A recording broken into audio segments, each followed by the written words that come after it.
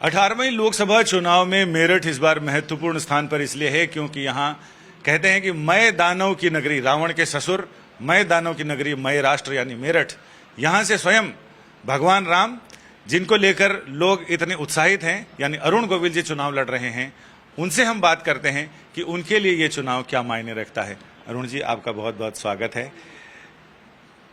ये मेरठ का चुनाव पूरे देश में अपने आप में अनूठा है क्योंकि रावण की ससुराल में राम ने घुसपैठ कर दी है। आप सबको नमस्कार। पहली बात तो ये जो शब्दों का इस्तेमाल आपने किया है घुसपैठ, ये शब्द राम जी के लिए यूज करना अच्छी बात नहीं है। राम कभी घुसपैठ नहीं करते, वो सिर्फ कृपा करते हैं, वो सिर्फ प्यार करते हैं, वो संवेदनशील है, वो सेंसिटिव है, वो मॉरल्स हमें सिखाते हैं जीवन में। सारी चीजें हमें उन्होंने सिखाई हैं कि रिश्ते कैसे होने चाहिए, सामाजिक रिश्ते कैसे होते हैं, पर्सनल रिश्ते कैसे होते हैं, पारिवारिक रिश्ते कैसे होते हैं, देश कैसे होता है, राज्य कैसे चलाना चाहिए, सारी चीजें उन्होंने बताई हैं। तो वो कभी भी घुसपैठ नहीं करते। तो पिछले 37 साल से, जब से रामायण का प्रसारण हुआ और लोगों के दिलों में रामायण अभी तक बसी हुई है, 37 सालों में लोग आपको राम की छवि से निकाल नहीं पाए। आपने अपने आप को कैसे राम की छवि से अलग किया, निकाल पाए क्या? राम की जो छवि है, पहली बात तो यह है कि राम जी के जैसा होना एक मानव के लिए संभव नहीं है। तो छवि जो है वो, मेरी छवि दूसरों के मन में हो सकती है ना, पर मेरी छवि मेरे मन में तो नहीं होगी। तो राम मेरे मन के अंदर है, तो दूसरे लोग को नहीं निकाल पाए। वो उनकी आस्था है भगवान राम के प्रति, जिसे वो नमन करते हैं। उन्हें एक यूं कह सकते हैं कि उन्हें एक वो आस्था, वो एक स्वरूप उन्हें मिला, जिस स्वरूप को वो नमन करते हैं। लेकिन मैं ये मानता हूं कि ये स्वरूप को नमन नहीं है, ये अगेन उसी आस्था को नमन है। लेकिन क्योंकि एक माध्यम चाहिए होता है आस्था के लिए, तो वो माध्यम शायद उन्होंने मुझे मान लिया। रामायण कहती है और भारतीय दर्शन कहता है कि जुड़िए अपनी जड़ों से। तो आपके लिए ये एक बार फिर मेरठ से जुड़ने का अवसर है, एक अलग ढंग से जुड़ने का अवसर है। बिल्कुल अलग ढंग से जुड़ने का अवसर है। मतलब मैं यहाँ, एज एवरीबडी नोज, मैं यहाँ पैदा हुआ, मैं यहाँ पला बढ़ा, मैंने यहाँ पढ़ाई की, मैं यहाँ जवान हुआ। तो वाकई एक अलग ढंग से इसलिए अवसर है कि यूँ तो रामायण के थ्रू हमने समाज की और इंडिविजुअल्स की, उनकी भावनाओं की, उनकी मॉरल्स की, संस्कृति की अपनी बहुत सेवा की है। लेकिन ये एक डिफरेंट कलर है सेवा का, जो 1 to 1 संपर्क करके अब हम अपनी जन्मभूमि में जो हमारी समस्याएं हैं या लोगों की भी जो समस्याएं हैं, वो अगर हम दूर कर पाते हैं, उसके लिए बहुत डेफिनेटली हमें राम जी की कृपा जरूर चाहिए कि हमारा कर्म तो अपना होगा ही होगा। तो वो अगर हम दूर कर पाते हैं, तो वो एक इच्छा लेकर मैं यहाँ आया। तो और मुझे आई एम श्योर अबाउट इट कि जो लोगों का प्यार, सभी का, भाई बहनों का प्यार जो मुझे मिल रहा है, जो आदर वो दे रहे हैं, तो यहाँ सारी चीज़ें जो हैं वो एक समय आने पर सही दिशा में हम काम कर पाएंगे अपनी इस जगह के। जब से आपके उम्मीदवारी का ऐलान हुआ है, आपके समर्थकों में तो उत्साह है, लेकिन आपके विरोधियों में भी उतना ही उत्साह है। उनका यह कहना है कि मेरठ वालों को तो पहली बार पता चला कि अरुण गोविल मेरठ के रहने वाले हैं। चलिए, अच्छा है, वो कहते हैं कि पहली बार पता लगा, हालांकि ऐसा है नहीं, ये सत्य नहीं है। लेकिन चलिए, मैं ये कहता हूँ कि पहली बार भी अगर पता लगा है उन लोगों को, तो बहुत अच्छी बात है, पता तो लगा। दूसरा सवाल ये है कि लोग, ये आशंका है उनको कि ऐसे भी पिछले कई अभिनेता नेता बने, लेकिन उसके बाद अपने चुनाव क्षेत्र को लेकर वो उदासीन ही दिखे। तो लोग कह रहे हैं कि आपके जीतने के बाद मेरठ और मुंबई के बीच की दूरी कम होगी क्या, या अरुण गोविल अपने सरनेम के मुताबिक गोविल हो जाएंगे? देखिए, डिपेंड करता है। आपने कुछ नेताओं की बात बोली है, कुछ, तो ये उनके ऊपर डिपेंड करता है कि आप किस इच्छा को लेकर यहाँ इस क्षेत्र में आपने कदम रखा। वो अगर आप क्लियर है उस बात के लिए, तो ठीक है। अदरवाइज मेरा ऐसा कोई, मुझे यहाँ जबरदस्ती को भेजा नहीं गया है, ठीक है। मैं अपनी इच्छा से आया हूँ यहाँ पर, क्योंकि ये मेरी जन्मभूमि है, मेरी मातृभूमि है।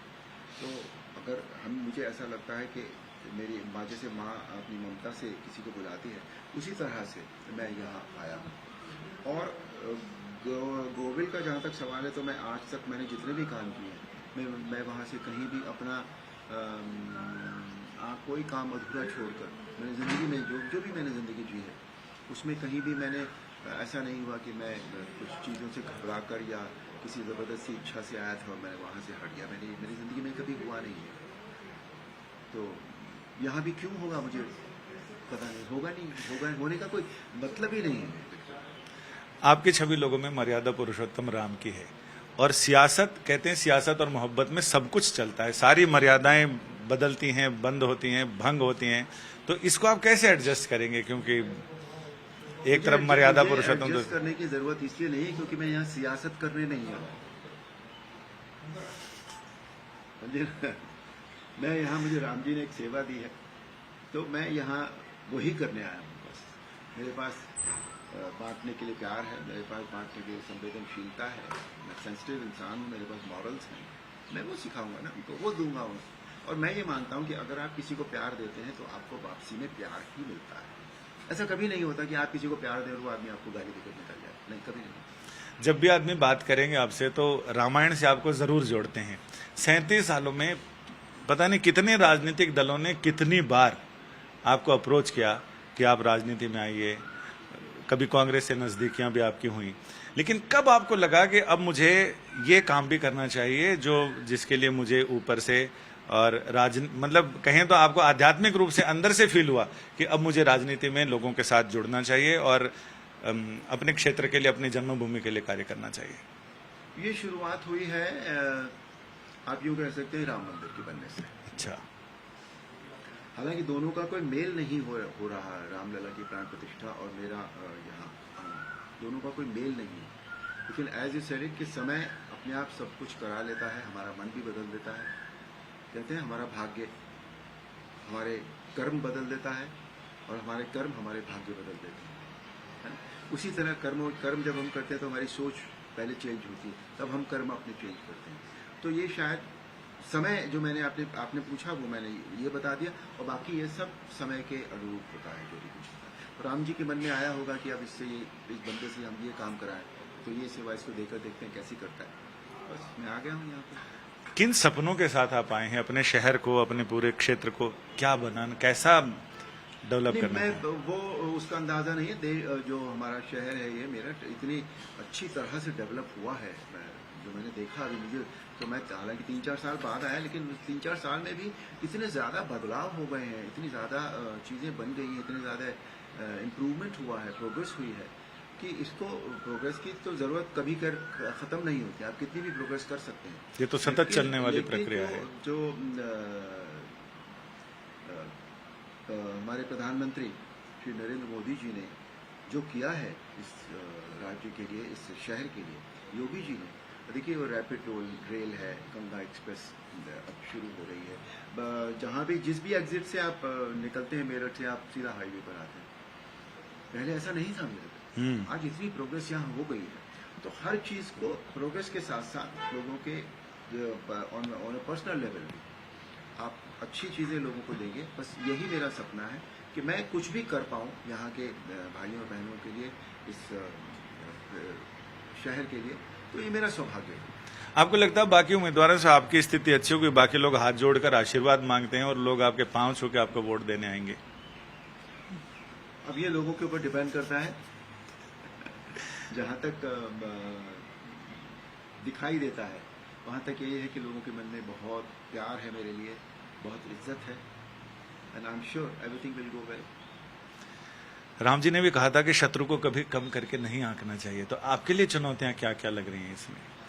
नहीं, मैंने एज आई सेड इट कि मैं यहाँ किसी रण में नहीं आया हूँ, मैं किसी लड़ाई में भी यहाँ नहीं आया हूँ। मैं एक अच्छा काम करने आया हूँ और एंड आई एम श्योर कि मैं यहाँ के लोगों के विश्वास पर खरा उतरूंगा। जनता आपसे, जब आप वोट मांगने जाएंगे, जनता आपसे ये पूछेगी कि आपके मन में क्या है, आप क्या क्या करना चाहते हैं, आप किस उद्देश्य को लेकर आए, तो वहां आपको लगता है कि कुछ कंक्रीट गिनाने के लिए क्या होगा आपके पास कि क्या करना? कंक्रीट गिनाने के लिए तो देखिए, आप कंक्रीट तब गिना सकते हैं कि पहले मैं वहाँ पहुँचाऊंगा। जब मैं वहाँ पहुँच जाऊँगा तब मैं फिर अपनी स्ट्रैटेजी डिसाइड करूँगा, तब इस सारी चीज़ों के बारे में पता लगेगा मुझे। ठीक है, अगर मैं यहाँ पिछले मतलब जब से मैं पैदा हुआ तब से मैं यहीं होता तो मुझे यहाँ की सारी चीज़, एक एक चीज़ भी पता होती है, ठीक है ना। लेकिन अभी उस तरह से तो नहीं है। तो इसलिए जब मैं वहाँ पहुँच जाऊँगा तो फिर हम स्ट्रैटेजी बनाएंगे कि किस किस चीज़ की कहाँ कहाँ किस किस एरिया में क्या क्या प्रॉब्लम्स हैं, कौन से क्षेत्र में कौन सी दिशा में क्या प्रॉब्लम है, देन उन प्रॉब्लम को हम मिलकर सॉल्व करेंगे। अभी अगले 25 दिनों में चुनौतियां कौन कौन सी लग रही हैं जिनको आपको प्रायोरिटी पे सॉल्व करना है? सर मैं किसी चीज़ को चुनौती मानकर नहीं चल रहा, मैं सब लोगों से मिल रहा हूँ, दैट्स इट। बाकी सब उनके ऊपर है ना, आई एम श्योर जितना वो प्यार मुझे दे रहे हैं, there should not be any problem.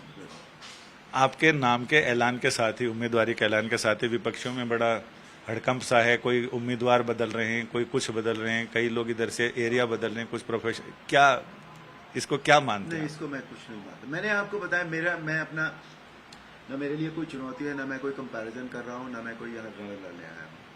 मैं यहाँ आया हूँ इस चुनाव के लिए एंड आई एम श्योर कि सब कुछ अच्छा होगा। प्रधानमंत्री जी अपने चुनाव अभियान की शुरुआत मेरठ से कर रहे हैं। देखिए कितना इम्पोर्टेंट जगह है ये 22 जनवरी का असर, यानी राम जन्मभूमि का जो लोकार्पण हुआ और वहां प्राण प्रतिष्ठा हुई, उसका असर आपके चुनाव प्रचार पे, चुनाव पे कितना दिखाई दे रहा है? क्योंकि 3 चीजों का कॉम्बिनेशन एक साथ है। देखिए इस समय पूरा देश राममय है। एक जो पॉजिटिव ऊर्जा है, वो हमारे पूरे देश में है इस समय। तो मैं ये मान सकता हूँ कि देश इस वक्त बहुत अच्छा, जो भी गतिविधि हो रही है देश में, वो बहुत पॉजिटिव है, और पॉजिटिविटी जो होती है वो हमेशा एक अच्छा फल जरूर देती है। आपका बहुत बहुत शुक्रिया, आपने हमारे दर्शकों के साथ अपनी बातें साझा की और ये बताया। यानी कुल मिलाकर मेरठ के चुनाव पर पूरी दुनिया की नजर जरूर रहेगी, क्योंकि इस चुनाव में राम जन्मभूमि की प्राण प्रतिष्ठा के बाद पहली बार ऐसा होगा कि इस क्षेत्र से लोगों के दिलों में जो रामायण के राम बसते हैं, अरुण गोविल, वो मुकाबला लड़ रहे हैं, यानी चुनाव लड़ रहे हैं, और उनके मुकाबले अभी तक विपक्षियों ने कोई बड़ा नाम या मुकाबलेदार उतारा नहीं है। यानी यहां प्रधानमंत्री अपनी रैली से पूरे देश के चुनावी अभियान की शुरुआत कर रहे हैं। यानी एक शुरुआत, एक शुभारंभ, एक श्री गणेश यहां से हो रहा है, जिसको देखकर सारे लोगों को ये लग रहा है कि ये नतीजे कहीं न कहीं देश के चुनावी नतीजों पर असर दिखा सकते हैं। कैमरामैन सत्यरंजन राउतरे के साथ संजय शर्मा, मेरठ, आज तक।